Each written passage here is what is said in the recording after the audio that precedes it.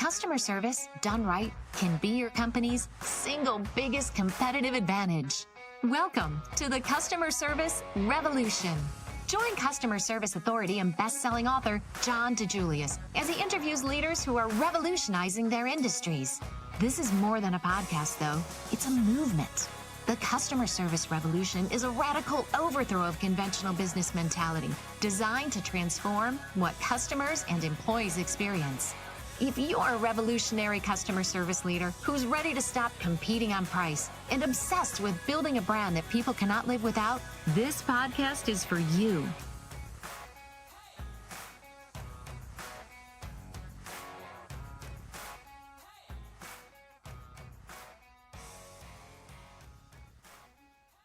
Hey, revolutionaries, welcome back to the Customer Service Revolution podcast.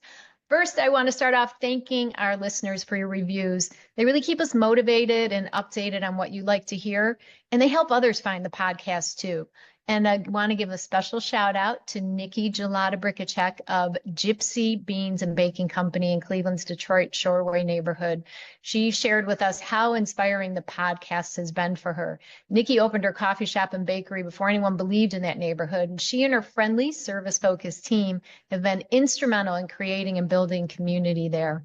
We also want to thank our listeners for their questions. They're what prompted today's episode, where we're going to put John on the hot seat. Many of you want to know about John's backstory and how he came to become known as the authority on customer service, working with world-class organizations around the world.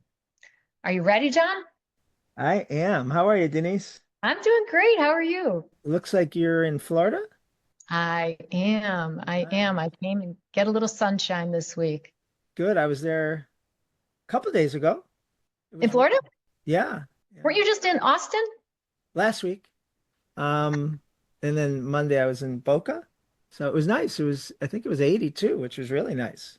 Yeah, it's beautiful I here have today. one of the if I can flex here, I got a tough gig coming up tomorrow. I have for the next 10 days have to go to 4 different resorts in 4 Caribbean islands and work with them and be a mystery shopper. So, yeah.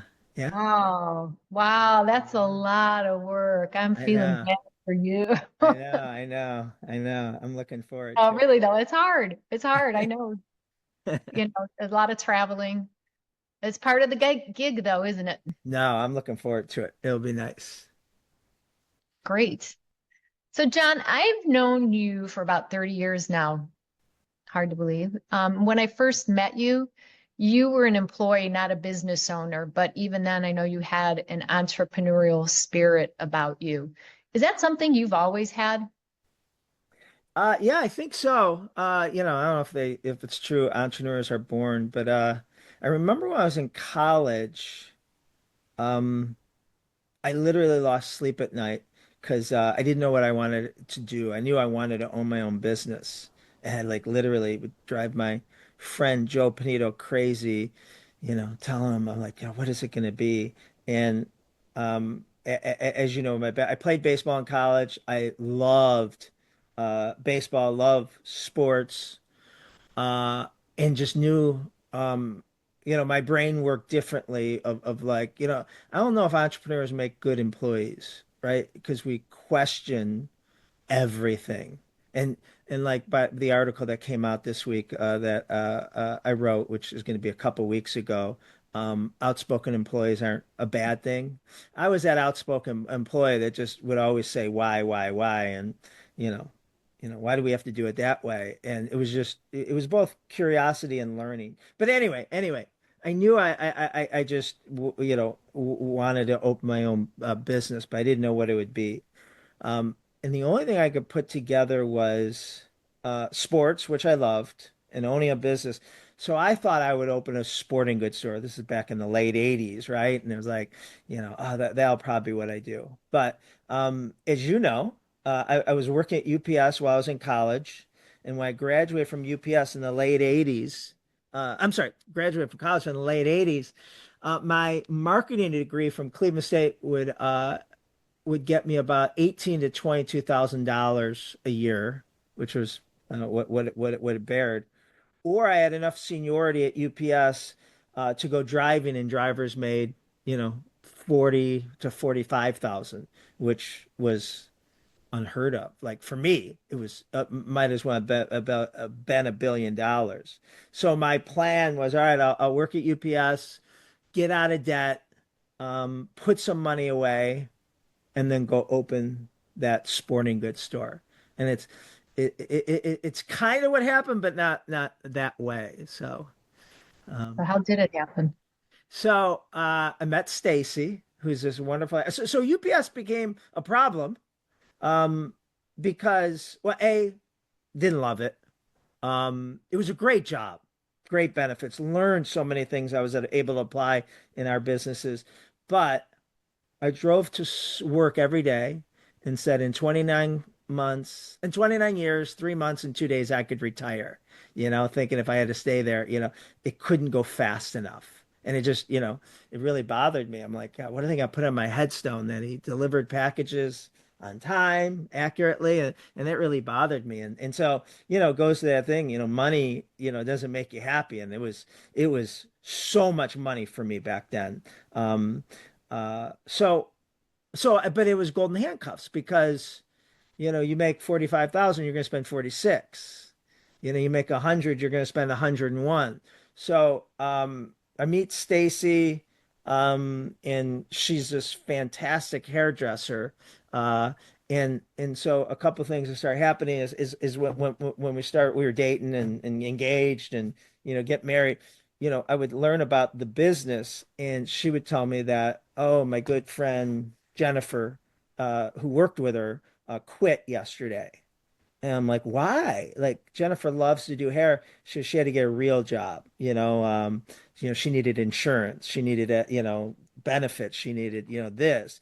And, Stacy would just tell me how, the salon industry back then in the early 90s just, didn't offer, at least in Cleveland, hairdressers training, benefits, health.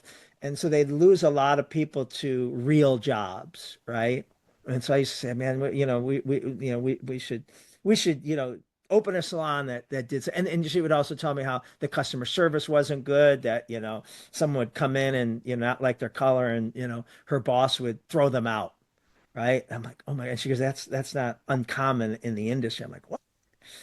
So, I started thinking about that. And so it became a selfish motive that if um, we can open a salon for Stacy and it took off, I could quit this great paying job and open my sporting goods store. And that was really where my mind was. And it's so funny. One audience I love to talk to is um, young college students, our interns and stuff. Just because, like, I don't know, I feel like everyone, these younger kids feel so pressured to, have it figured out of what they're going to do for the next 40 years. And both my primary careers were freak accidents. And you knew me before both of them. That if you would have told me, John, someday you're going to be in the salon industry, I'll say, I'll bet you $1 million I'm not. And then, you know, 5 years later, you said, John, you're going to, your career is going to be speaking and consulting. I would have bet you $1 million. It's not, and, both, are the luckiest things I've ever had. So anyway, so I was always thinking, and then we'd go out once in a while with Stacy's workforce and her boss Mario, and I'd always ask him, "Hey Mario, why don't you market to your customers like this, or why don't you send them like I just got something from my dentist thanking me for referring." And I give him all these ideas, and he just laughed and just said, "Don't ever stop driving a truck." And like that crushed me. Like I'm like, oh, like yeah, I don't know. I mean, he appeared to be a successful, entrepreneur, and and he just told me like, I didn't know what I was talking about. And then eventually, we just did it. We just did it. We opened a salon. But it was because we wanted something better for the industry. Again, I didn't think I'd ever be in it, but we wanted to open up something that, three things that took care of employees, had a great customer experience and gave back to the community. We had the three no's: no employees, no money, and no customers. And so one of the things why customer service was so important, it was the only way we could differentiate ourselves. We couldn't out advertise, out spend, out market, out build the 20 other salons that were within a half a mile radius of our first location in Mayfield Heights. So we just took the plunge and opened the salon. And you've seen our business plan, the cocktail napkins. When me and Stacy would be out, and we dating and engaged, and some of it I think I was just trying to impress her. I'm saying, oh yeah, well, we'll open a salon someday, and but we wrote these things and we still have them framed today of treat the customer really really well and take care of the employees. And it wasn't the sexiest language, but it was it's what we kind of did. So we So opened it. Yeah.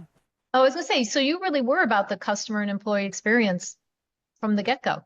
Yeah, only um because she would tell me how bad it was in the industry. So I was like, all right, well, why can't we, do something a little different? And then she had been out of school maybe 3 or 4 years, beauty school, and she had gone to school with some obviously she went to beauty school with other people, and her other friends now were like her really good hairdressers at well-named salons in Cleveland at the time.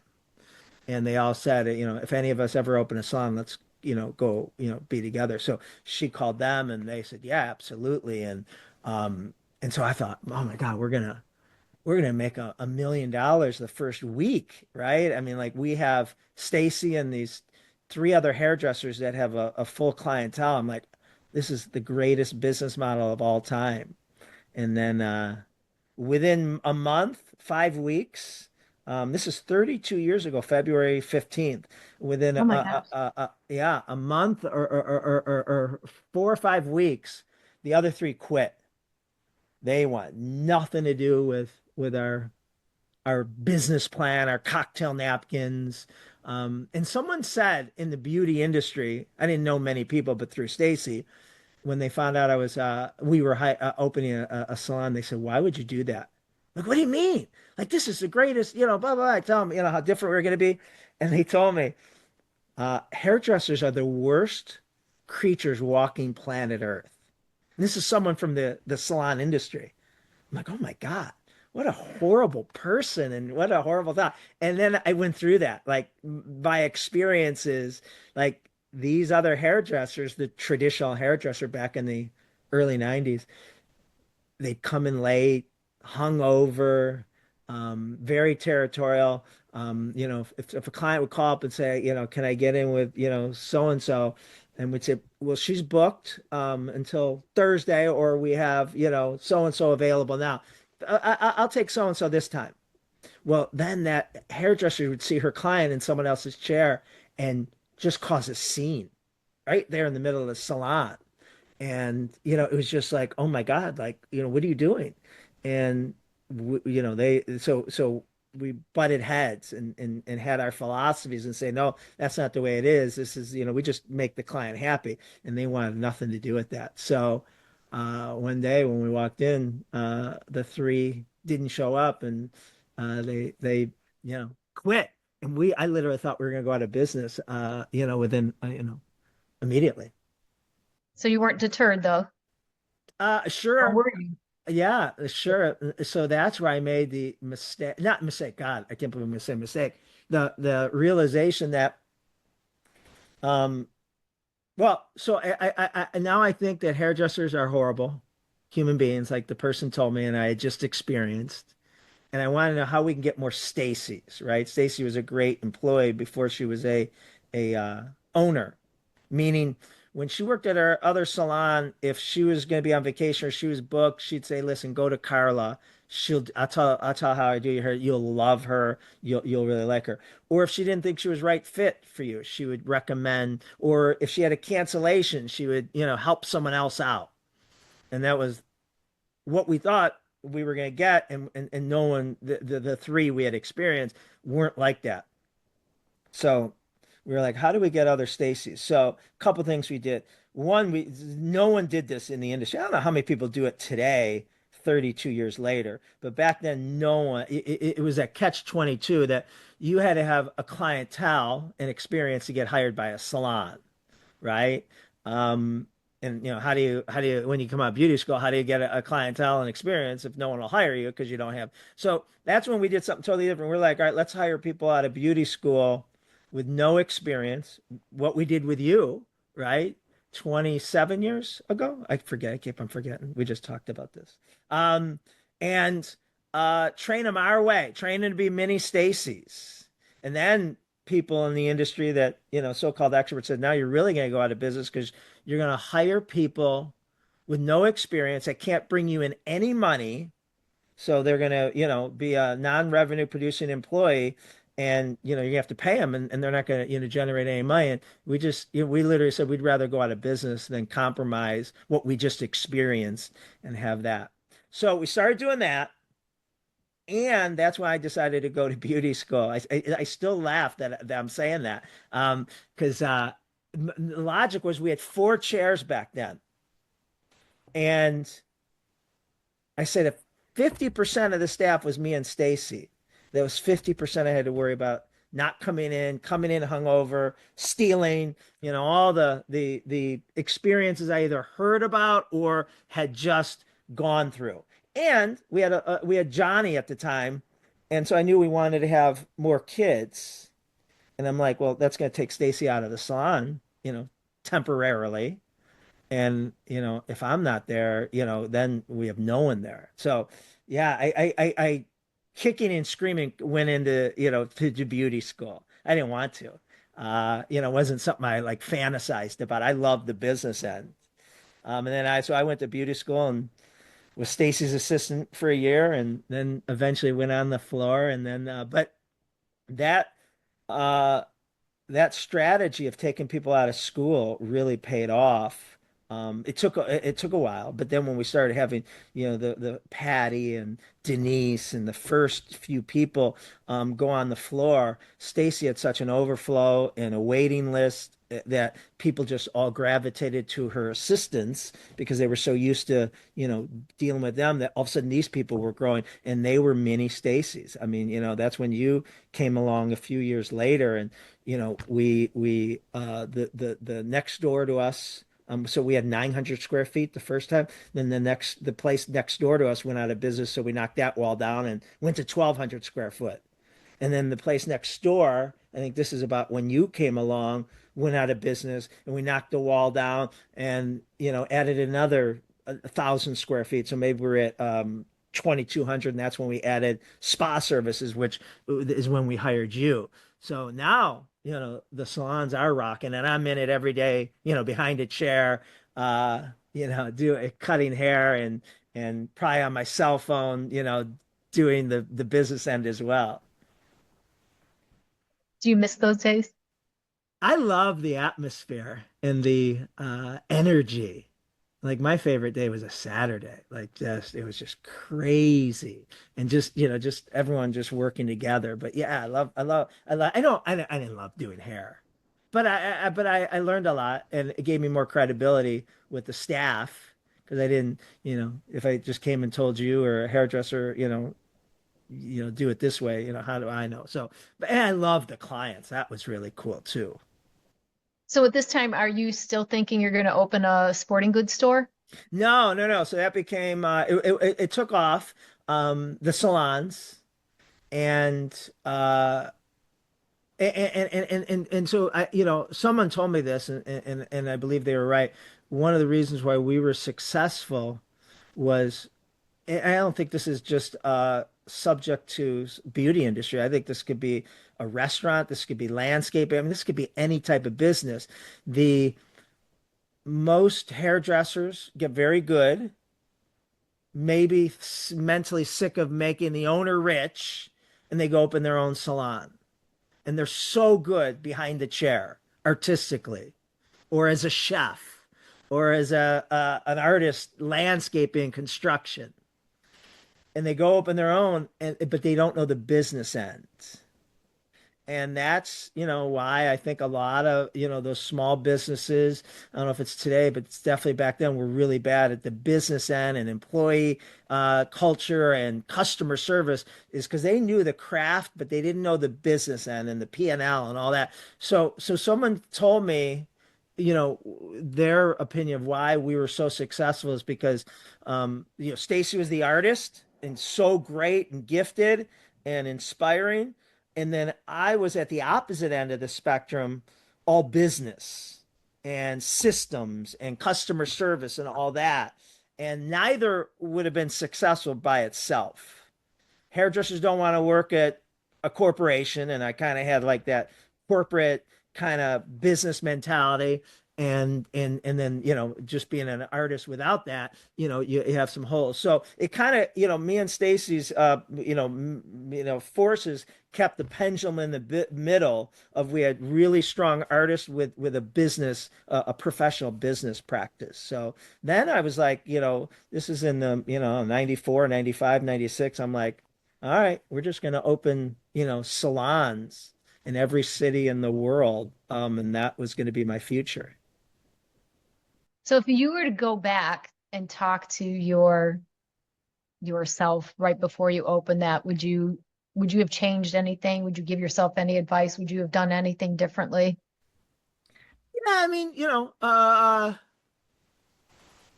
don't know. I mean, whenever I think of all the landmines we stepped on, sometimes you needed to. But yeah, making sure that we were always growing. And so I was never worried about being profitable. Because I knew tomorrow was going to be busier than today. And today was busier than yesterday. Now that didn't last, but during those growth spurts. So I didn't worry as much about P&L and making sure that we were, saving for the winter seasons of the business. So maybe that, and then just learning, you know, better management techniques than kind of the generation I was reading the books back then on the Jack Welches of the world and just bottom line. Steve Jobs was an idol of mine, and in some ways he still is, but not the way he treated people. So I think that I had to go through that evolution too of unprogramming myself that that was the right way. And who influenced you the most, do you think, during that time? Uh, I don't know, getting in the industry. Fred Holtzberger, he was our Veda distributor. Going to shows, seeing David Wagner and Van and just other people first in the industry that were doing it right, doing it unique. And hearing Van Michael from Van Council from Van Michaels in Atlanta talk about how successful he was, and he would say, success leaves clues. And you want to be successful, just find, whatever you want to be successful at. You want to be rich, hang around rich people, read the books they read, invest like they read, but you want to be skinny and hang around skinny people, eat what they eat, exercise, do what they do. It's not rocket science. And it was like, so I just started, trying to find, people that were where I wanted to be and just did what they did. So you're wearing a lot of hats at this time. I mean, you're managing the salon, you're doing marketing, Yeah. you're hiring, you're working behind the chair. How did you get, how did you turn that and eventually start speaking? Was that what came next?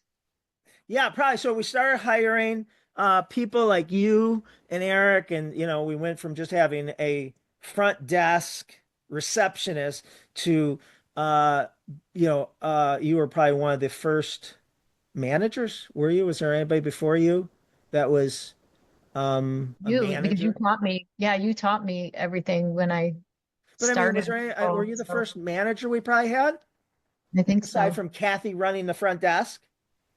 Yeah. Kathy runs everything. Yeah. My sister Kathy. So yeah, so hire you were working for us for I don't know, a couple years as a service provider, and then we promoted you to whatever that first job title was. But that was to start delegating those responsibilities. I don't know.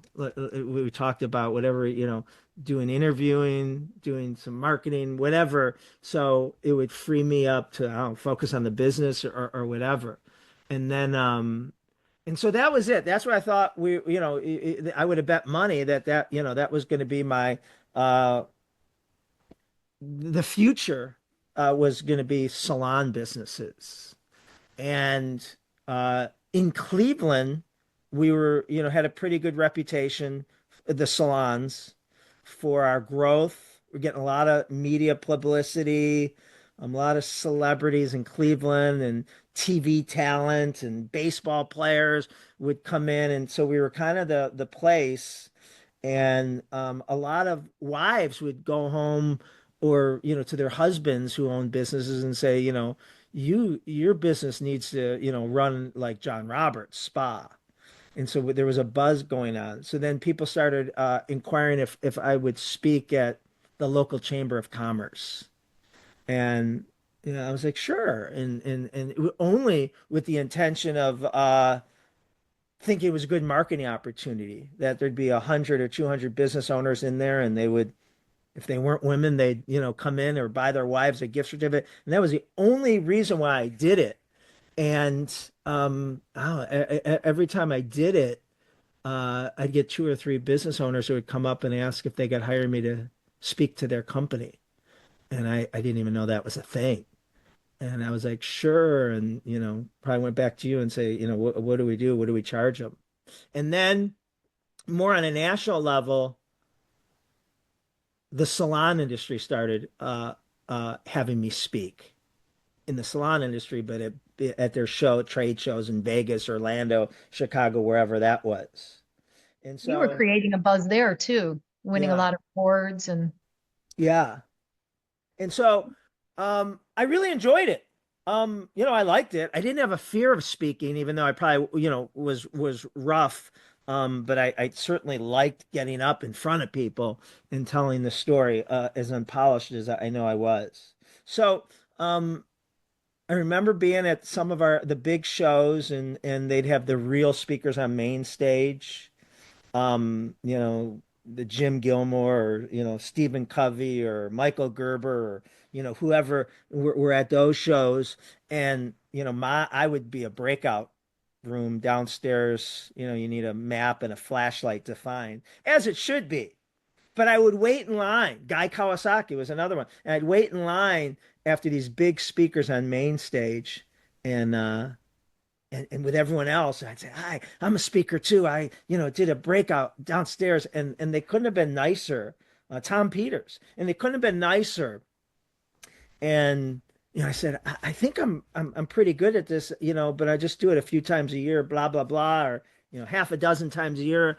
I think, and they just gave me advice, and they started telling me, you got to write a book, and so different things like that. So up till 2000 and up until through 2002, I was a salon owner that spoke a few times a year, half a dozen times, probably mostly in the beauty industry and then locally. So I was a salon owner that spoke a little bit. And then my first book, Secret Service, came out January 2003. And overnight, but over that year, I went from a salon owner that spoke to a speaker that owns salons. And, you know, my days were numbered of being involved in the salons. And that book just seemed to have blown up, and just started getting calls from real companies, Chick-fil-A, Starbucks, the Ritz-Carlton, Nordstrom's, Lexus. And, I was like, oh my God, like, what can I teach them? And that's probably, I forget, I know we talked about this in a previous episode. Around then, that's when you jumped from this just John Roberts spa to the DiJulius Group to help grow that, or handle the growth, or whatever we want to call it.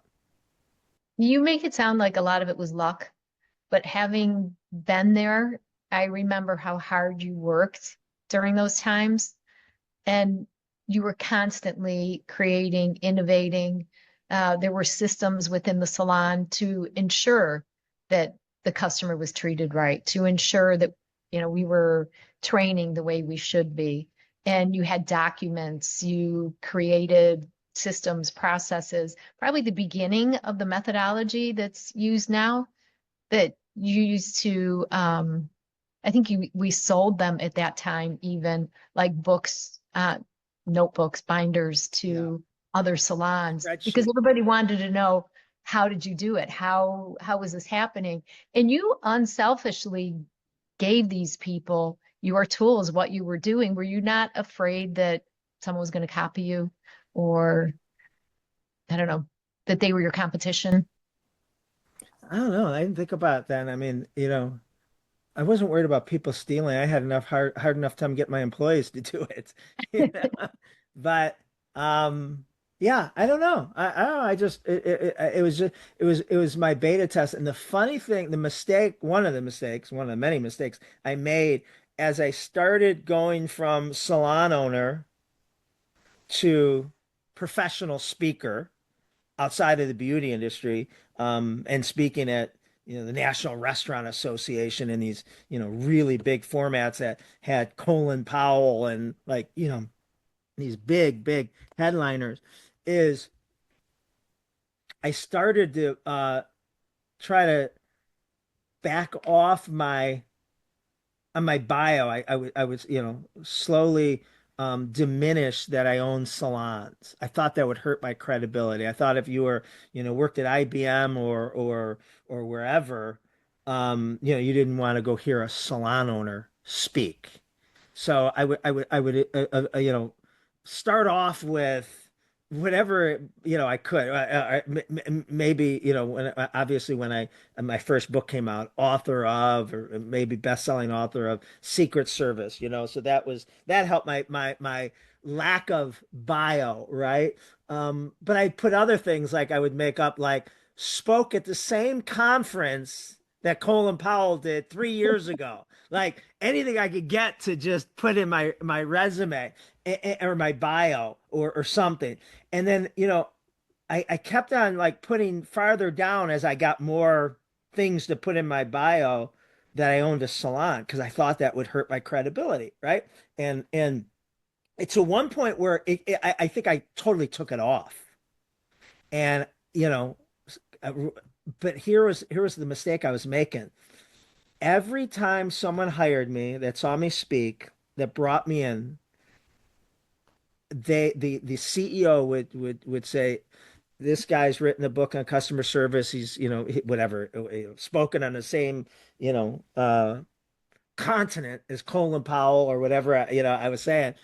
They'd always say this thing that probably finally on the fifth time I heard a different CEO say this, I realized how stupid I was. They said the same thing every time.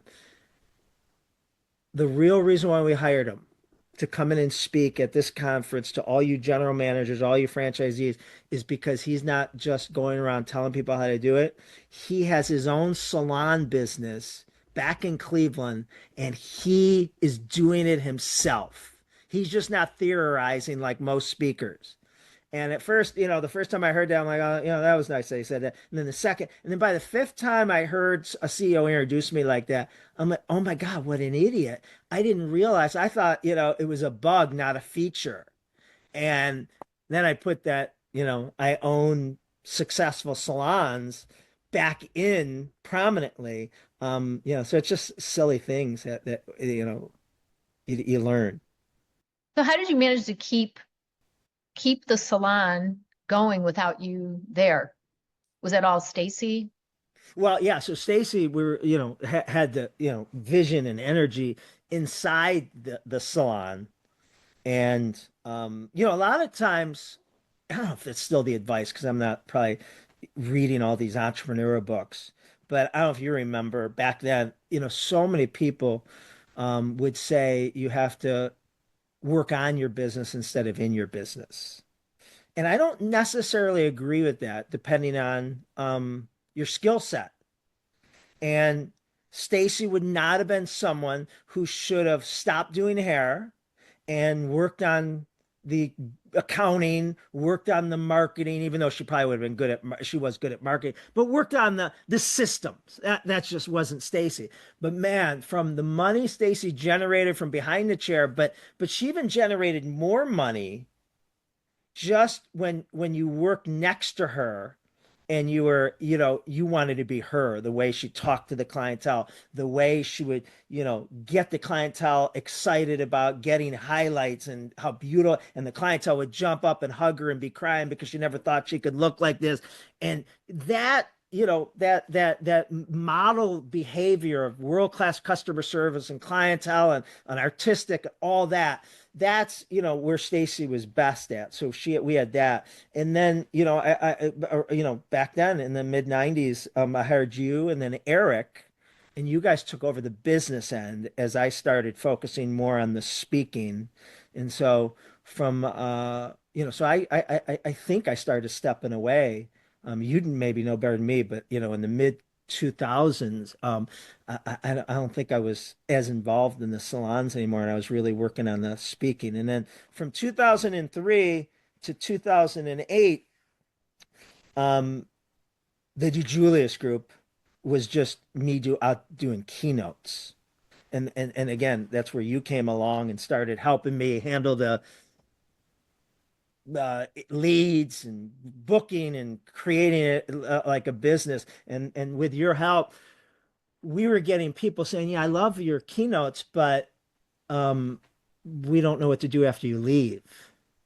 And so that's when, with your help, we started creating the 10 Commandments. And then What's the Secret came out, the second book in 2008, which was the book on the 10 Commandments methodology that we still use today. And that kind of took us out of a keynote speaking business to a consulting business. And then ever since then, it's been the DiJulius Group has been, a customer service consulting business based on those 10 Commandments, which really was born in 2008. To be continued. This episode will continue next week as episode 193. We can't wait to tell you the rest of the story. Be sure to check out our show notes for more information, including links to our live stream workshop coming up that will be taught by John and Dave Murray, our VP of Consulting. They begin on March 10th. See you next week, Revolutionaries.